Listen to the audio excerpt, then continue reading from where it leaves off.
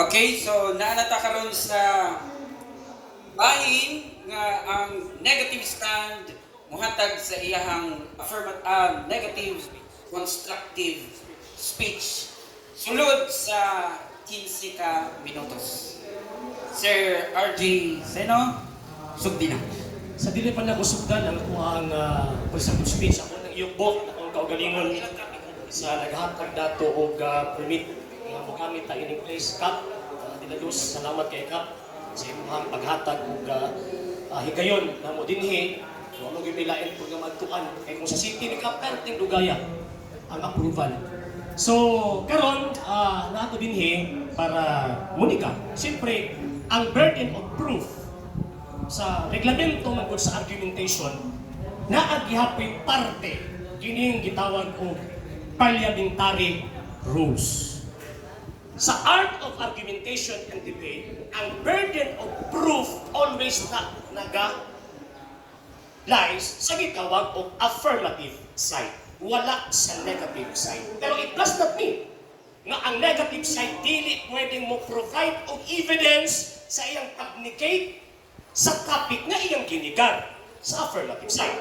So karon ang topic nga mo ang gipirmahan nga ang Seventh-day Adventist, again particular, ang Seventh-day Adventist ana ay authority sa pag-implementar.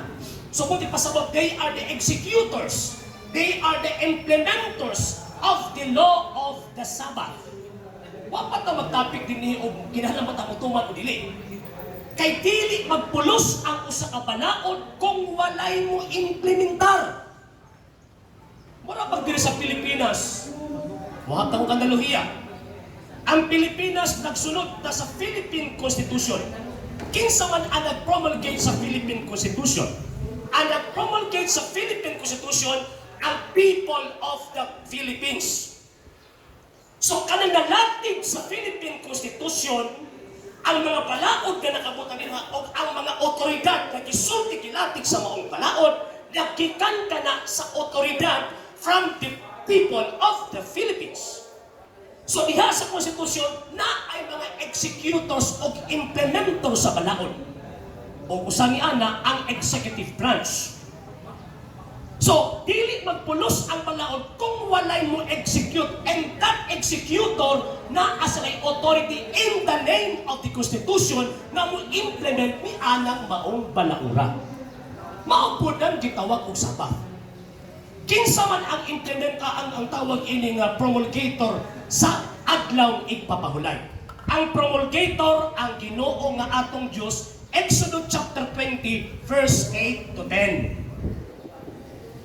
Diha sa Exodus chapter 20 verse 8 to 10, walay mabasa diha nga gitagaan og katungod sa Ginoong Dios ang Seventh-day Adventist to implement that law. Nga naman kay in the first place, ang Exodus chapter 20 verse 1 to 3, ang gitagaan direkta ang mga Israelita. Bito lang utan na kunya ganina asa na sa Biblia, hindi makatubag. Pero di sa makatubag, hindi mo sa makatong ebidensya, for walang claim, pero walang evidence. Katong yung matawa niya nga, ang gisulti din bisan kinsa kung sa inyong proof. Nakanang word nga bisan kinsa kapil ang Seventh-day Adventist. Di po siya makaprovide og sitas. Kabantay mo mga sir mga ma'am, pag mo claim ka sa pulo nga naa sa Biblia, dapat na atay ihatag nga gitawag og ebidensya pag-prove nga tama ang atong interpretation. So sa word nga bisan kinsa wa man siya ka-provide. Nga apil dito ang Seventh-day Adventist, pati mo kaya usa-usa to yung mga sitas, bisan usa. Nga apil na basa nga ang Seventh-day Adventist kitagaan og tawag ini nga katungod sa Ginoong Diyos to implement the law of the Sabbath. Number 2, naumot niya itong iyahang gitawag og footnote. Ang tawag ko kung wala gidinay sa tawag ini moderator, magamit ko ang footnote. Wagan sila gino sila. Wala naman kaya ang gigamit Biblia Katoliko, sigurado man siya kung madapi na sa Katoliko. Pero kay, siyempre, matinut-anon man ba, tayo nag-Biblia, referring na sa pulong sa Diyos. O ang footnote, dili ang pulong sa Diyos. Diba? Tanda man ang punto. So karon, kung na ay balaod na ay implementor o executor sa balaod. Kaya kung mag-implement ka balaod na dili ka otoridad sa pag-implement ni Adang maong balaura, usurpation of authority ka na. Mura ba og tawag ining ba? Mura ba og kining traffic enforcer ba? Wa nagpasabot nga nag-uniform siya, wa nagpasabot nga tawag ining nga asa gigunit nga kuno, ticket nga malikit siya, na ana si authority. Maliban lamang kung tagaan sa otoridad sa gitawag og office mismo. Unya, wa sa taga-authority, namara sa tawag ining kasada, nalako. Unya wa si otoridad from the CTTMO. O sa may tabuan na, usurpation of authority ka na. Mabitaw ang issue karon, ang 70 Adventist ba naabay otoridad? Wa kay bisag-usa. Wa kay gihatag bisag-usa kasintas. Ang iyang gihatag nagtuman ni sa ano mo nagtuman mamugwa ang akong pangutana naa pa mo'y katungod. Eh kung wa ni katungod ning ko mga tawhana, buti pasabot wa pud ni katungod nga mamadlong nato. Nga naman kay mo man usurper na sila. Kung sa balaod pa ni, kung sapat ka ba, nangilan ba, kinamit ang maong gitawag og balaod.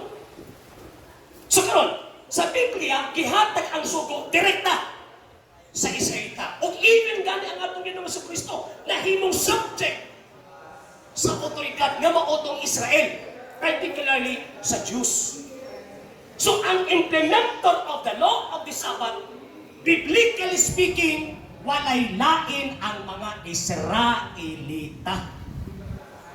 Kasi pa, paghatagan gani ka sa balaod, ikaw gani ang nidawat, subot ipasabot, ikaw ang naay katungod nga mo implement sa law of the Sabbath. Grabe ta, kung basahon na ito ang talaan kasulatan, kikyo sa Exodus chapter 20 verse 8 to 10, naghimo sila mga ordinances. Nga naman, kay sila ang gitagaan of authority to implement that law.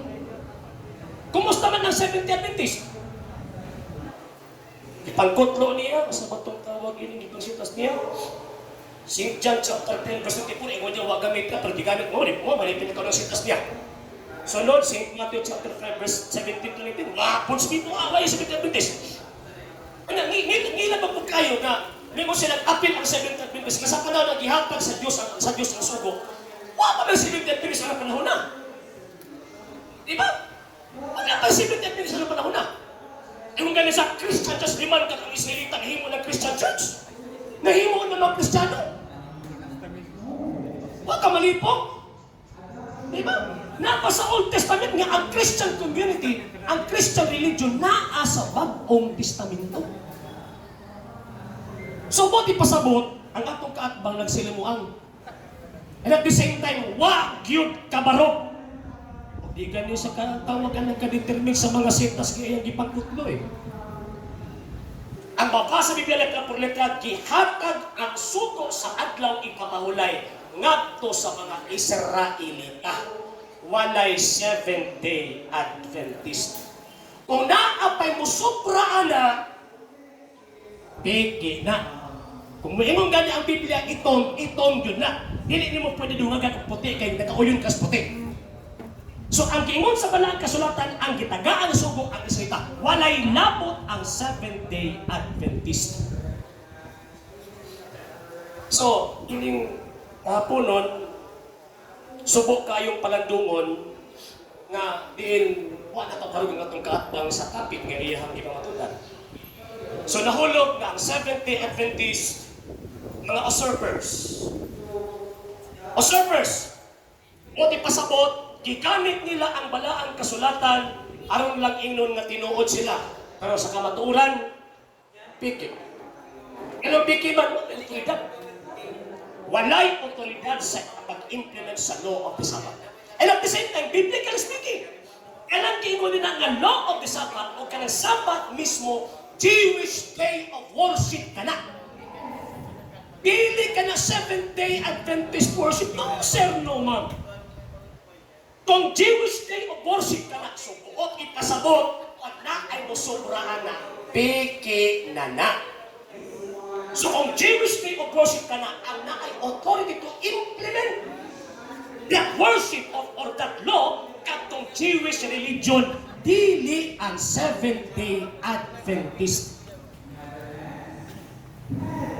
So mga higalag, mga igsuon, masakta nato nga so bagay palandungan kapila sa nikanga yung baba ganina kapila to gitayman nagpasabot nga na problema siya usaon niya nagtuba ang ato ang gitawag og mga pangutan ko kasabot masad puta lisod magani pamatud ang tinuod usa na ka naman pamatud og pagka di ba lisod pamatud ang tinuod 5 minutes. mas lisod pamatud-an ang gitawag og pagka pagpamangag maguna mag-claim ka lang sa Biblia kapag ka man wa kay ihatag ang proof sa imong claim.